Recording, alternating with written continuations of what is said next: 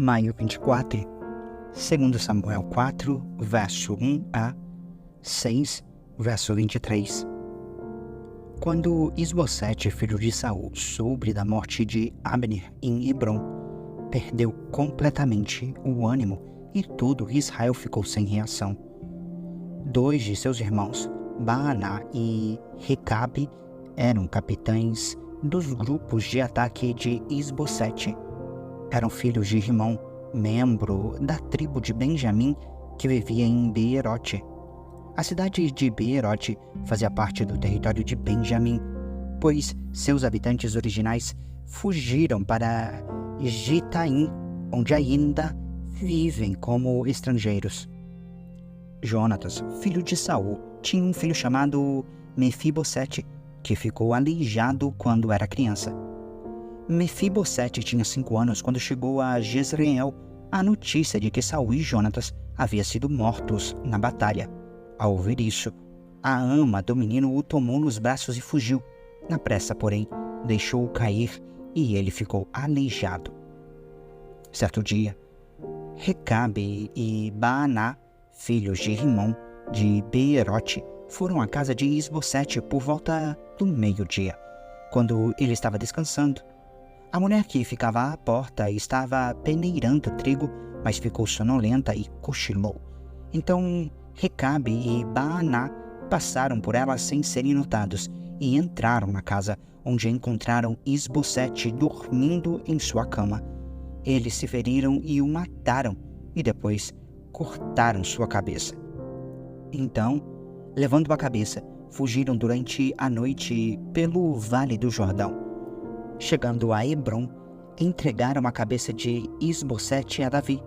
Veja, disseram ao rei, aqui está a cabeça de Isbosete, filho de seu inimigo Saul, que tentou matá-lo. Hoje, o Senhor concedeu ao rei vingança sobre Saul e toda a sua família. Davi, porém, disse a Recabe e Baaná, filhos de Rimão de Beerote, o Senhor que me tem livrado de todos os meus sofrimentos é minha testemunha. Quando alguém me informou que Saul estava morto, pensando que trazia uma boa notícia, eu o agarrei e o matei em Ziclag. Foi essa a recompensa que recebeu pela notícia. Quanto mais devo recompensar os perversos que mataram um homem inocente em sua própria casa e em sua própria cama. Não devo responsabilizá-los pela morte dele e eliminá-los da face da terra? Então Davi ordenou a seus soldados que os matassem, e assim eles fizeram. Cortaram as mãos e os pés deles e penduraram os corpos junto à represa em Hebrom. Depois, pegaram a cabeça de Isbosete e a sepultaram no túmulo de Abner, em Hebrom. Então todas as tribos de Israel vieram a Hebrom para encontrar-se com Davi. Somos do mesmo povo e raça, disseram. No passado, quando Saul era nosso rei, era você que liderava o exército de Israel, e o Senhor lhe disse, você será o pastor do meu povo Israel, será o líder de Israel. Então ali, em Hebrom, o rei Davi fez um acordo diante do Senhor com todas as autoridades de Israel, e elas o ungiram rei de Israel. Davi tinha 30 anos quando começou a reinar, e ao todo reinou por 40 anos. Havia reinado sobre Judá 7 anos e 6 meses, e em Jerusalém reinou sobre todo o Israel e Judá por 33 anos. Então o rei partiu com seus soldados para Jerusalém, a fim de lutar contra os jebuseus que viviam naquele lugar. Os jebuseus zombavam de Davi. Você jamais entrará aqui.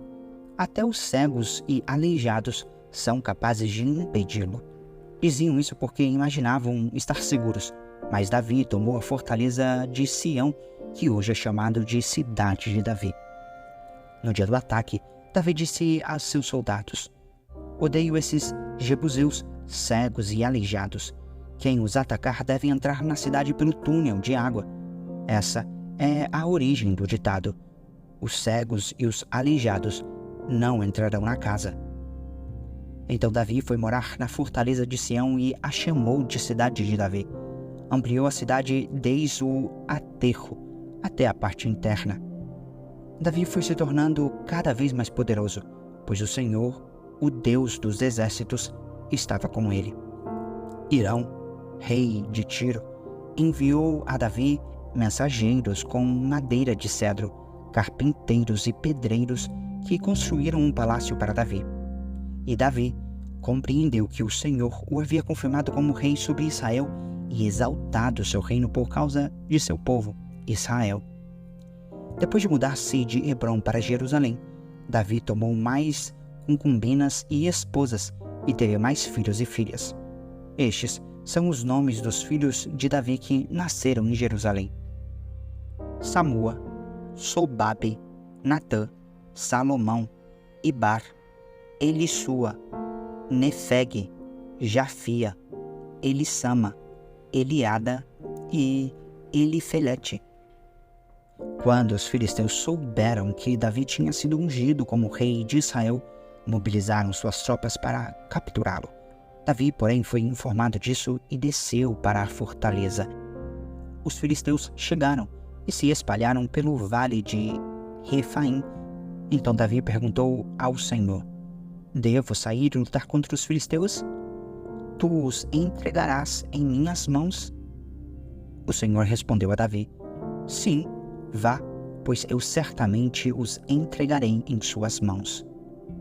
Então Davi foi a Baal-Perazim e ali derrotou os filisteus e exclamou: o Senhor irrompeu no meio de meus inimigos como uma violenta inundação.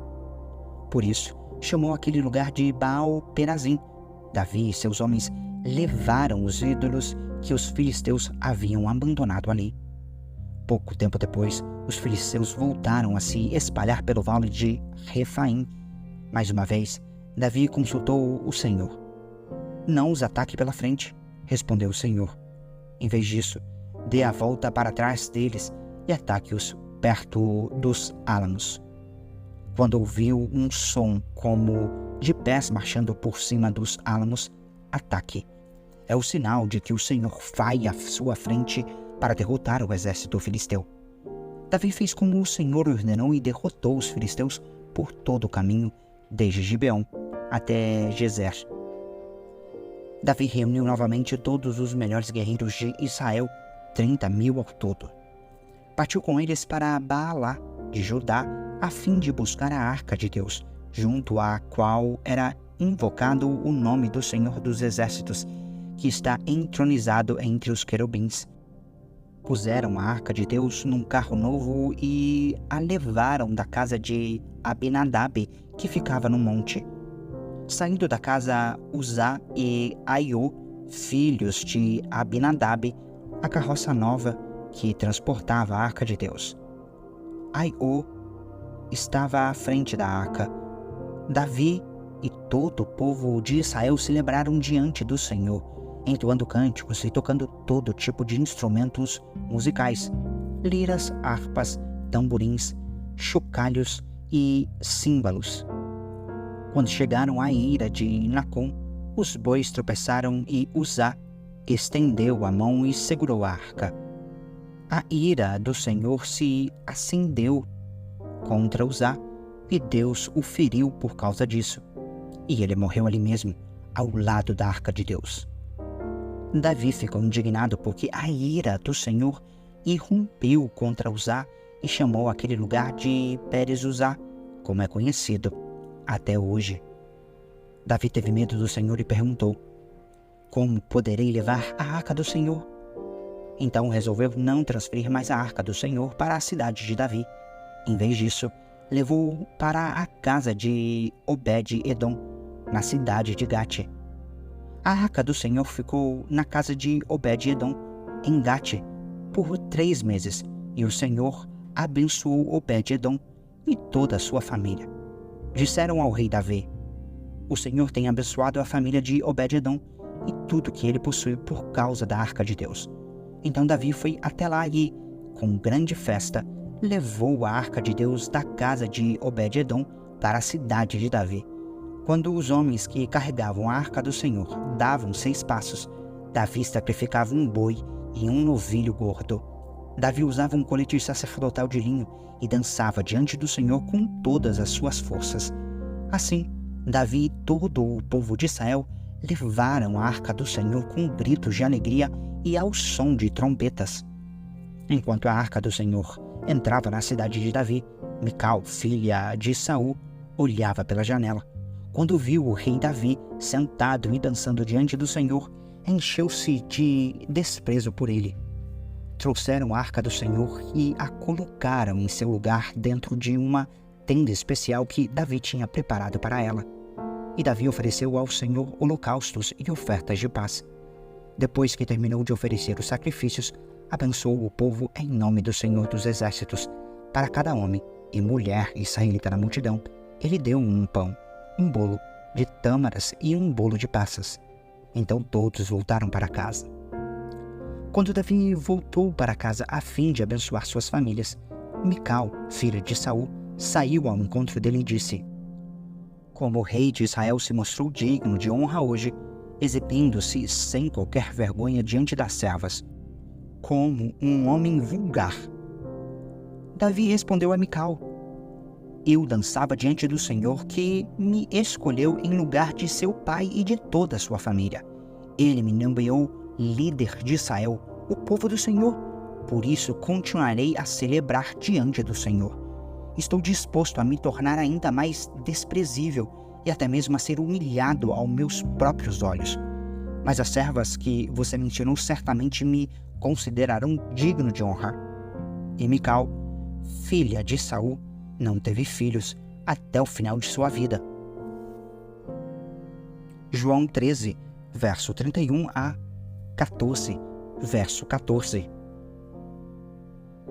Assim que Judas saiu, Jesus disse: Chegou a hora de o Filho do Homem ser glorificado, e por causa dele, Deus será glorificado.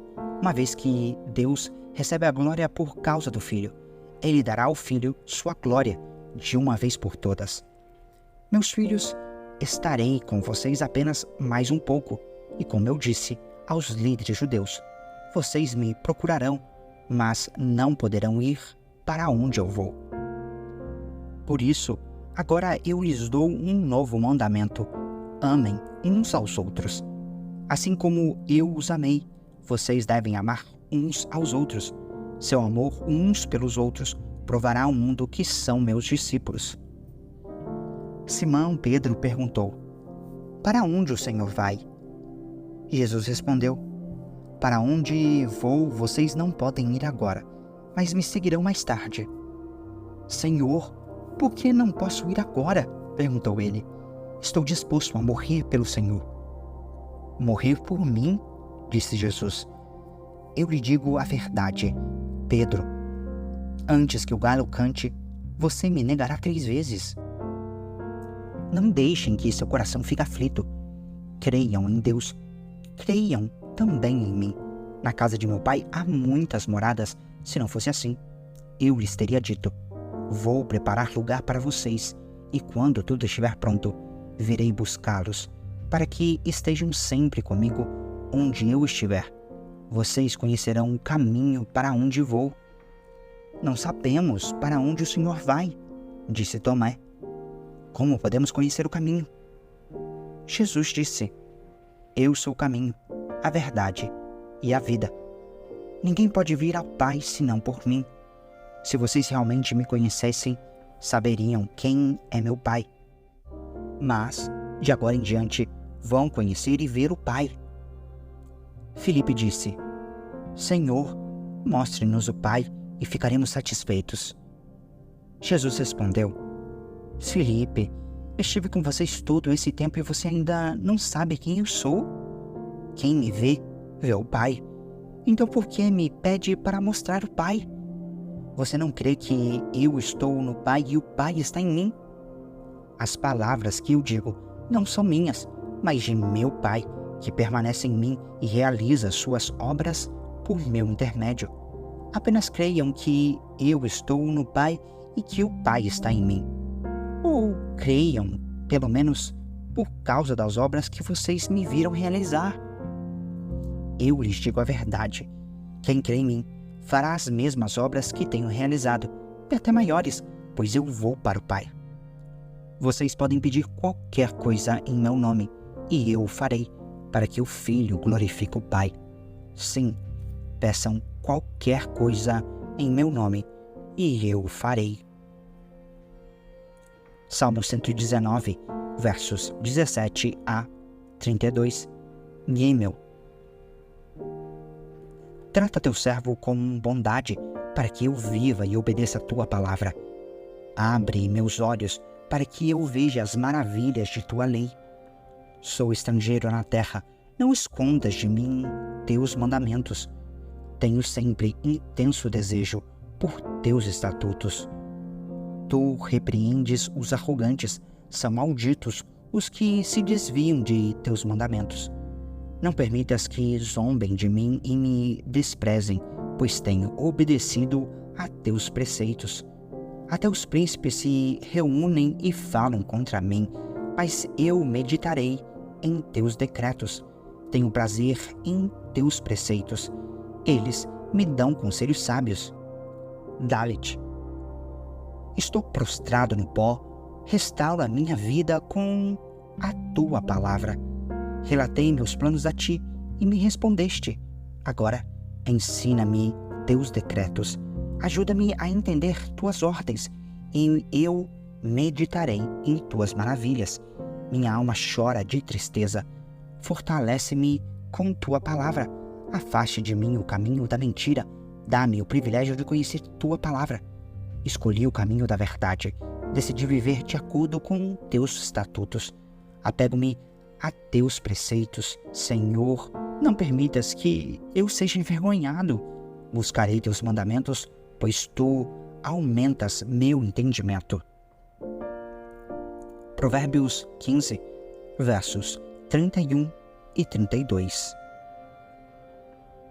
Quem dá ouvidos à crítica construtiva se sente à vontade entre os sábios. Quem rejeita a disciplina prejudica a si mesmo, mas quem dá ouvidos à repreensão adquire entendimento.